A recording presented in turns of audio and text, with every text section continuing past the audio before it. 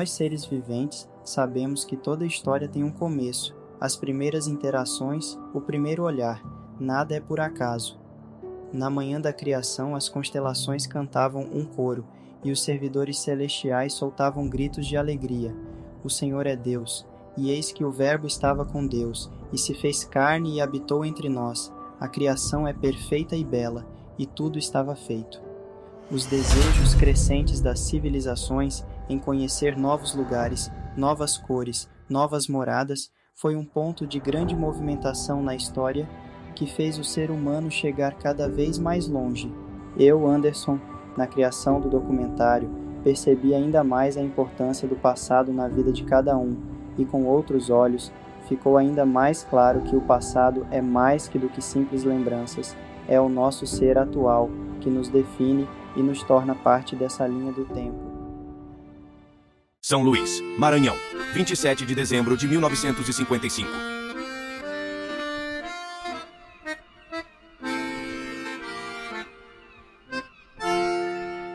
Você está sintonizado na sua rádio de todas as manhãs? O governador Eugênio Barros, ainda em setembro desse ano, autorizou a criação do mais novo município da região central do estado, Tuntum, assim chamado o povoado, terá sua instalação oficializada ainda na data de hoje. A nossa dupla ancestralidade começou bem cedo, enquanto a Europa desenvolvia sua indústria a passos largos. A América, com suas florestas verdes, abrigava os seus povos nativos. Com a chegada de portugueses, holandeses e mais povos do continente europeu, foi-se visto um período de grandes rivalidades entre os visitantes e os povos que já viviam nessas terras. Com o mercado em alta e a vontade de explorar o local mais adentro. A partir de 1700, o interior do estado do Maranhão, mais especificadamente a região do Rio Parnaíba, teve um grande aumento de população. Os locais já habitados por indígenas agora teve que compartilhar suas riquezas, suas terras e sua autoridade com os novos habitantes. O local, com grande parte da população, ficou conhecido como Sertão de Pastos Bons, que dominava toda a área centro-sul do estado do Maranhão. Entre eles, o território de Tuntum, que mais tarde ficou conhecido como Mata do Japão, pertencente primeiramente a Pastos Bons, logo depois Porto Chapada, que é Grajaú, e depois Barra do Corda. Nesse período, as entradas para a Mata do Japão eram de difícil acesso. Alguns vinham da região de Mirador, adentrando aos sertões. Entre eles, o coronel Diogo Lopes de Araújo Salles, vindo das regiões sede de Pastos Bons, adentrou as margens da divisa que hoje conhecemos entre Mirador e Tuntum, e fundou o povoado Arraial do Campo Largo, próximo ao povoado São Joaquim dos Melos. Diogo Lopes é citado na obra de Carlota Carvalho. Um dos muitos lugares em que os refugiados se domiciliaram foi o Campo Largo, Arraial e campo do mesmo nome entre os riozinhos Alpercatas e Capim, este tributário do Mearim, no qual entra com o nome mudado em Corda, e o outro é o principal formador do Itapecuru. Em 1823-1825, o povoado ou arraial Campo Largo já era populoso, e nele havia, para o sexo masculino, uma escola que era ensinada leitura, escrita, aritmética, gramática e latim. A figura principal era o cearense Diogo Lopes de Araújo Salles, que foi chefe político da Chapada. Sob os auspícios dessa figura primacial, meu avô, José Joaquim de Carvalho, baiano, natural da Vila Santa Rita do Rio Preto, comarca da Barra, fundou a dita escola no interesse de ensinar também a seus filhos mais velhos, então meninos, Benício, José Irineu, Antônio e Miguel, meu pai. Após ser território de Grajaú e Barra do Corda, o local que hoje se encontra Tuntum chegou a ser de Curador, hoje conhecida como Presidente Dutra. O Brasil, já independente de Portugal, se via diante de novas fronteiras e buscas acentuadas de terras. Por volta de 1890, surge uma esperança que adentra na mata do Japão, onde hoje conhecemos como sede da cidade de Tuntum. O cearense José Nasiozeno dos Santos veio com a família e um casal de escravos até o local que hoje conhecemos como Brejo do Caboclo. Ali criou sua família e também um engenho que fabricava bebidas e rapaduras. As primeiras interações com povos indígenas na sede de Tuntum já era comum próximo ao engenho. Grandes pedras hoje presentes no local era ponto de passagem e de dormida para indígenas, que realizavam caça pelo local às margens do riacho. Ali os mesmos eram presenteados com bebidas e carnes por José Nasiozeno. Na sede de Tuntum, os povos Guajajaras, ou Teneterraras, era a comunidade principal em números. Já nos sertões de Tuntum, os Apanhecrãs, ou Canelas Finas, tinham uma dominância maior. Quando eu me aproximei daqui, eu já era mocinha, né? Aí eu já tinha mais ou menos meus 18 a 19 anos. Então, quando eu conheci aqui, era um sítio de cana. A função deles, a função da família do seu caboclo era trabalhar com canavial, com engenho, produziam cachaça, que era a fonte de renda deles. Era cana, cachaça, roça, essa assim. Tinha bastante cana plantada aqui ao redor desse riacho. E um sítio muito grande, muitas fruteiras. Hoje está tudo diferente, né? Mas era assim, quando eu cheguei aqui, quando eu casei, que vim morar aqui, era assim, um sítio, era um canavial e um sítio com muitas fruteiras, várias espécies. E foi assim, até muitos anos, quando o seu caboclo não pôde mais trabalhar com o canavial, não tinha mais força, aí passou, o Luiz comprou o engenho, aí foi modificando, né? Quando era de seu caboclo, era um engenho que não era a motor, funcionava, era os bois que puxavam. Não era a motor, era um engenho simples, mas funcionava o tempo todo, eles trabalhavam direto, era a função deles. Era trabalhar com canavial e com roça, alguns animais, algumas tintas, era assim, quando eu conheci. Agora, antes, eu não sei dizer muito, só sei dizer que seu caboclo já nasceu aqui. A família dele vieram para cá, não sei se foi em 1888 ou foi em 1889. Sei que seu caboclo já nasceu aqui, em 1900. Ele já nasceu aqui. Quanto ao seu Zé Nasiozeno, eu não sei muito não. O seu caboclo sempre falava da vida assim dele, né? E dos irmãos, que quando eles chegaram, eles foram os primeiros. Aí quando foram se casando, as filhas, os filhos, aí foram cada qual providenciando seu meio de vida, né? Uns foram criar gado, outros foram providenciar. Só que seu caboclo quis foi canavial. Engenho. Acho que era o único que tinha. Trabalhava com isso, né? A gente também tem registro da família Nasiozeno, que tem origem no interior da Bahia. Vieram da Bahia, também habitaram na região de Barra do Corda, foram migrantes para Barra do Corda, e de Barra do Corda também se deslocaram para Tuntum. À época, o senhor Nito Nasiozeno, inclusive, nos testemunhou, dizendo que quando chegaram em Tuntum, naquela época vieram oriundos de Barra do Corda, de um povoado chamado Repartição. E chegaram, se instalaram ali onde os Nasiózenos estavam tradicionalmente, no local chamado Sítio do Caboclo Nasiozeno, um lugar muito bonito, olho d'água perene, onde ele instalou ali um engenho de cana, de açúcar, fabricava rapadura, açúcar, vários derivados da cana de açúcar. E a região até então era uma região ainda muito fechada, muito difícil. Outras famílias que chegaram posteriormente, porque para Tuntum à época não tinha como entrar. Eles entravam todos via sertão. Então, de Barra do Corda, muitos foram. Por exemplo, a minha família, a família do senhor Manuel José Pereira, que é meu bisavô, pai da minha avó paterna. Eles saíram de Barra do Corda no início do século. As datas, a gente não pode assim ter uma afirmação definitiva com relação a isso, muito conclusiva, porque a literatura da época é muito frágil, é muito incipiente, você não tem registros históricos assim que possam te dar garantias de que aquilo ali realmente foi naquele momento. Mas por tudo que se viu, a gente chega à conclusão de que realmente há uma certa proximidade daquilo que é colocado.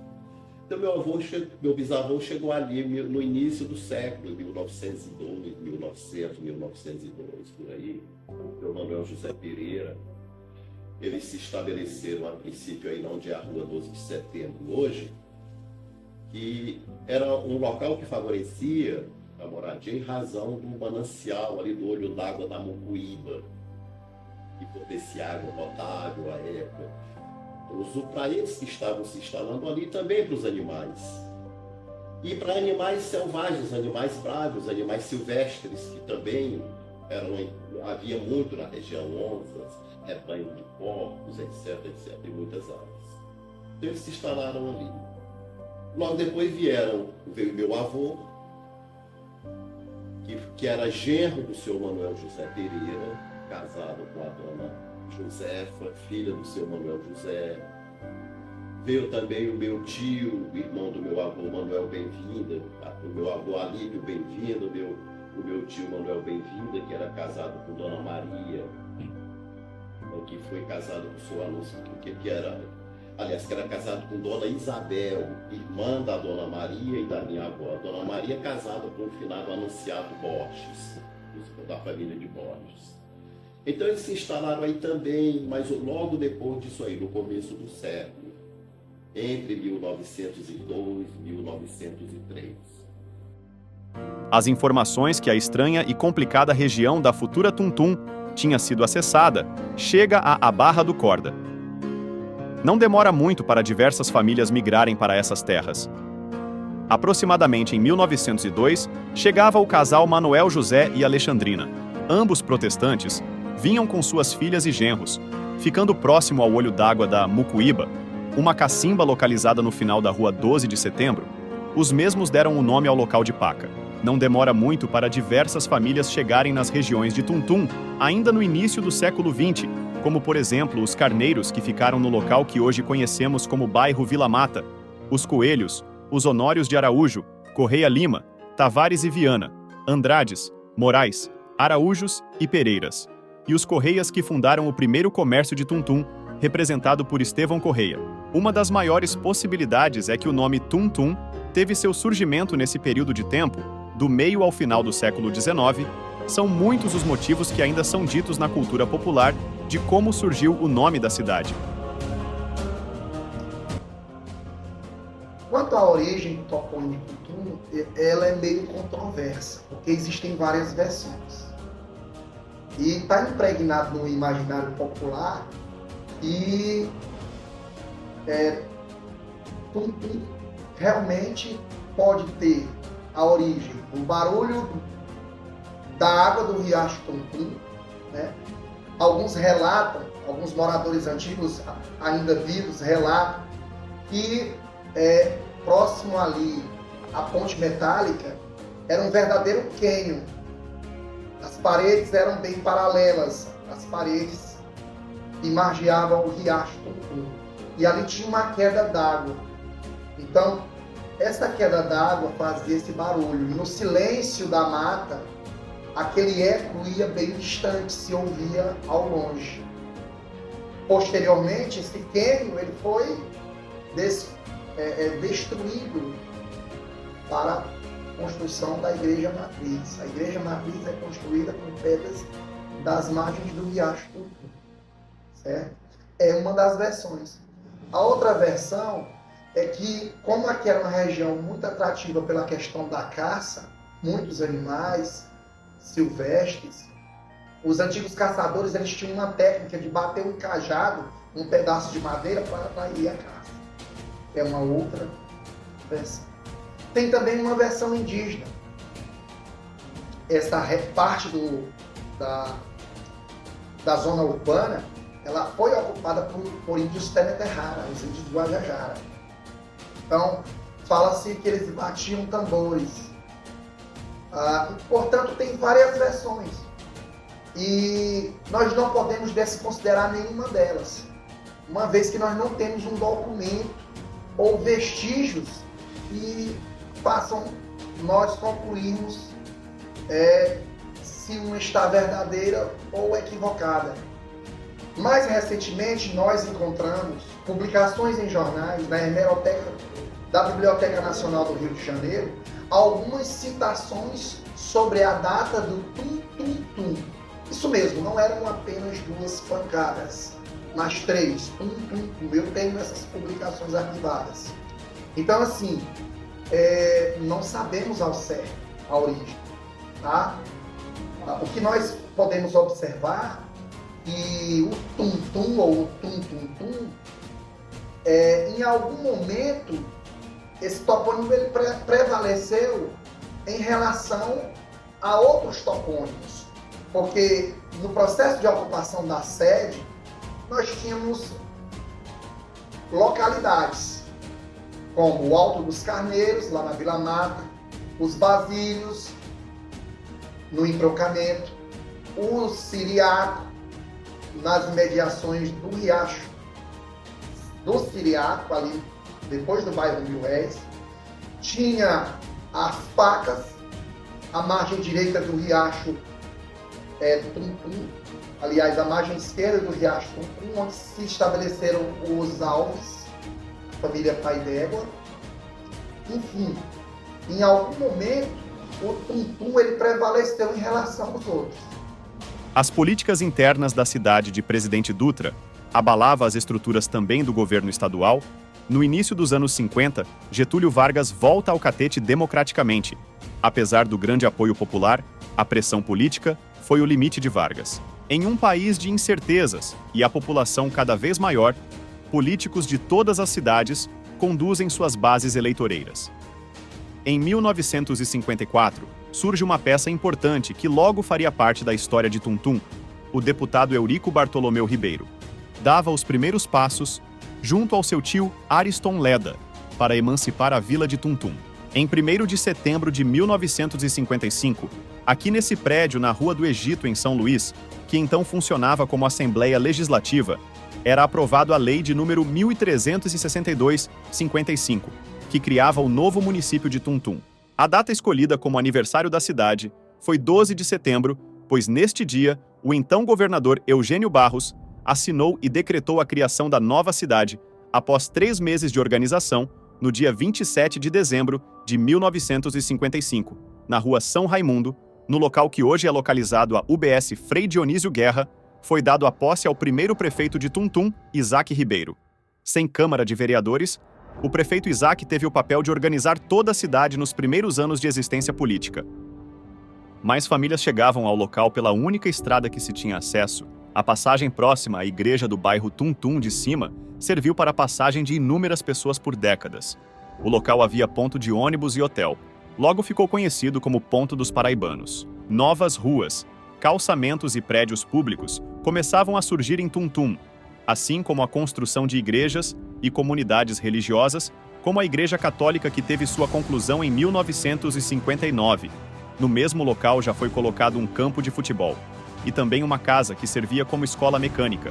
Em 1958, acontecia a primeira eleição para prefeito em Tum-Tum. Ocorreu que, em meio a denúncias de fraude, durou cerca de 1 ano, para a Justiça decretar quem venceu a eleição entre o candidato Ariston Leda e Manuel Figueiredo. Finalizou-se com a vitória de Ariston Leda. Nesse meio tempo, o presidente da Câmara Municipal eleito em 1958, Astolfo Seabra de Carvalho, assumia interinamente a prefeitura de Tum-Tum. E em sua gestão, a cidade dá seus primeiros passos na construção de uma usina de energia que abastecia a cidade entre as 6 e 10 da noite. Tum-Tum, com uma grande exportação de algodão, relatos de mudança do nome para Ouro Branco e também para Babassulândia rondavam toda a cidade. Em meio a tantas sugestões, o baixo apoio popular não levou para frente essas ideias. Amigos e amigas da região central do estado, é com muita alegria que iremos repassar as informações para todos vocês. Não perca essa noite a estreia da nova novela na sua rádio predileta. Nos últimos 20 anos, a cidade de Tum-Tum, no centro do Maranhão, teve um crescimento e grande desejo dos políticos maranhenses. A cidade foi agraciada com uma nova escola chamada Centro de Ensino Estado do Maranhão, ainda teve o inusitado lançamento de candidatura de José Sarney ao governo do estado, teve também sua primeira mulher prefeita, a senhora Rita Maria Saraiva Coelho, teve chegada da televisão, chegada do Banco do Brasil, Banco do Bradesco e também agora a cidade conta com um lindo brasão e seu hino que foi escrito por Aster Coelho de Souza e Luiz de Souza Pereira. Vamos tocar e alegrar seu dia. Veja que beleza de hino.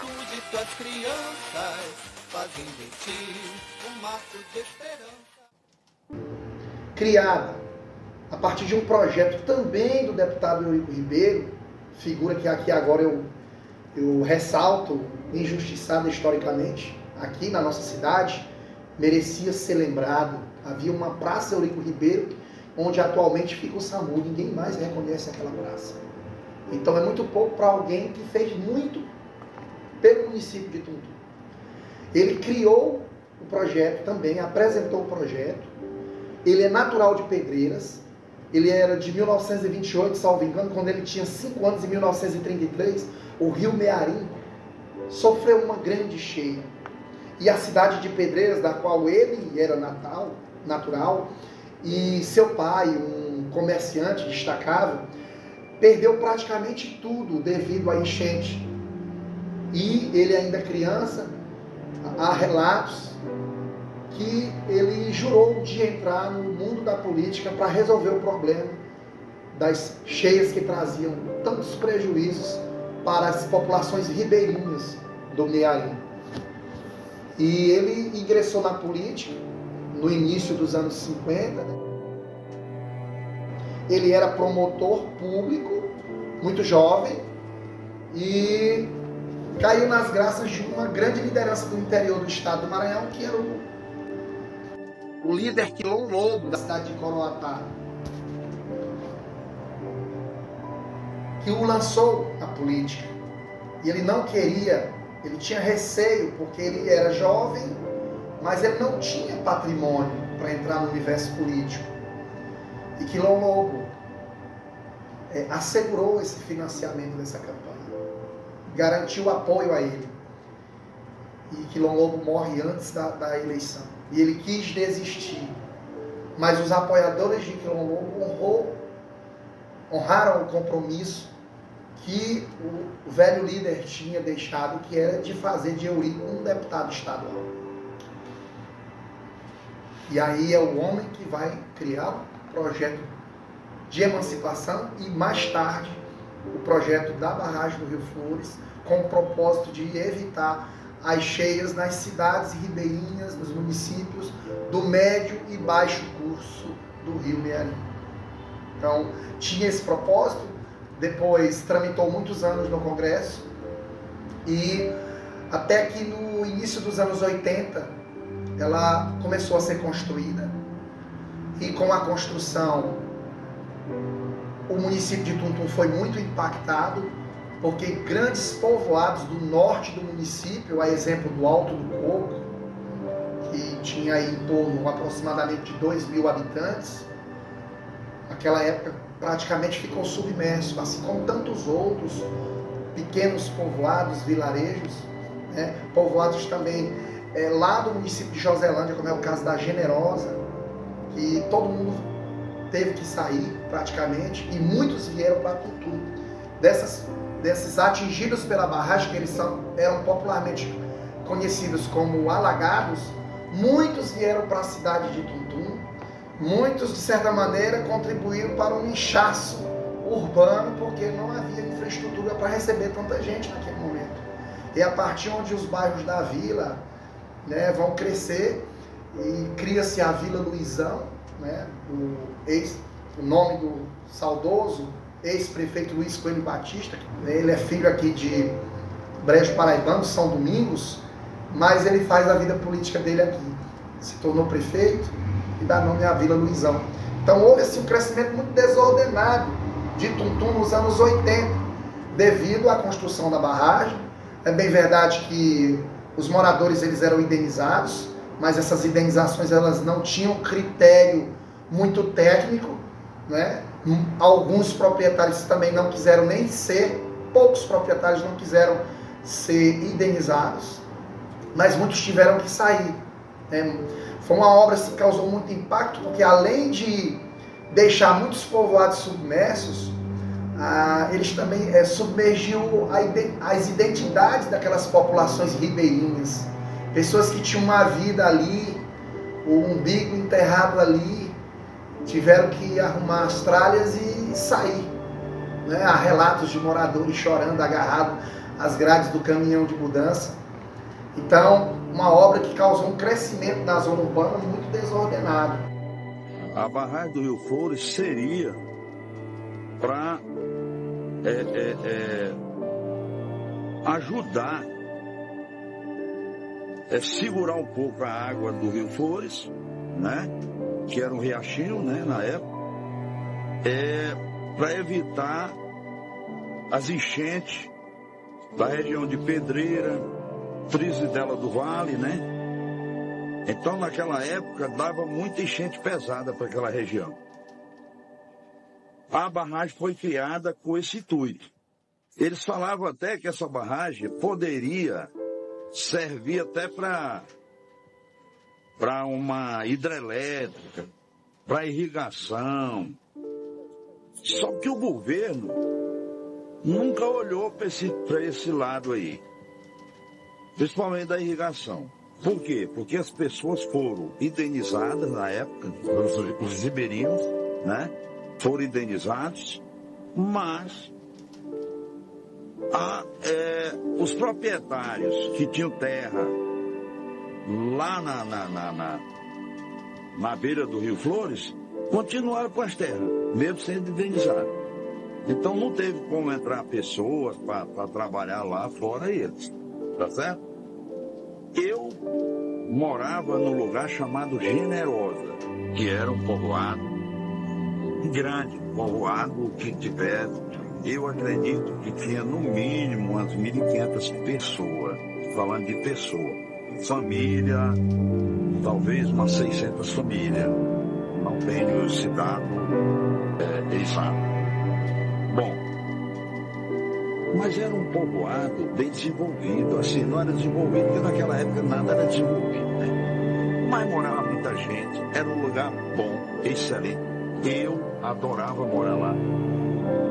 A gente ainda hoje sente saudade daquele povo, daquela amizade, daquelas pessoas que, apesar da gente, porque na época eu vivia num lugar muito isolado. Lá era muito isolado, né? Porque não tinha estrada e tal. Então no inverno isolava total. Era um riozinho perene, água muito boa, limpa. A gente vinha, a meninada, às vezes dia de domingo, montado no jumentinho, nos cavalos, e vinha tomar banho lá, era uma diversão. Os moradores, as mulheres, vinham lavar roupa lá. No final do século XX, a cultura já entrelaçada em Tuntum era alimentada por desejos desde a infância ao empreendedorismo e fomentação da economia. Foi o caso da criação do Coats, um órgão filantrópico, que servia como base para crianças e adolescentes exercerem atividades e comércio. O mesmo teve a ideia da então primeira-dama da cidade, a senhora Ana Isabel Fernandes. Os desejos do então povoado Santa Filomena em ser emancipado foi crescendo a cada dia, quando em 1994 era aprovado a criação do novo município, desmembrando da cidade de Tuntum. Diversos nomes importantes como prefeitos e vice-prefeitos, cada acontecimento, guardam consigo até hoje memórias que são relevantes e necessitam de cuidado especial para a nossa história da cidade. Tuntum é sinônimo de cultura, comércio e felicidade, a barragem e o balneário da Tiúba são encantos de beleza para quem é da cidade e quem a visita. Em meio a dificuldades que pareciam impossíveis de resolver, a cidade se reergueu mais forte e determinada a realizar grandes feitos. O sucesso faz parte da nossa história. Tuntum é feita de muita história. A semente foi plantada, chegou a hora de cada geração fazer sua parte e manter viva toda a nossa cultura. Crie amor pela descoberta, pelo passado que te faz presente. Tuntum conta contigo.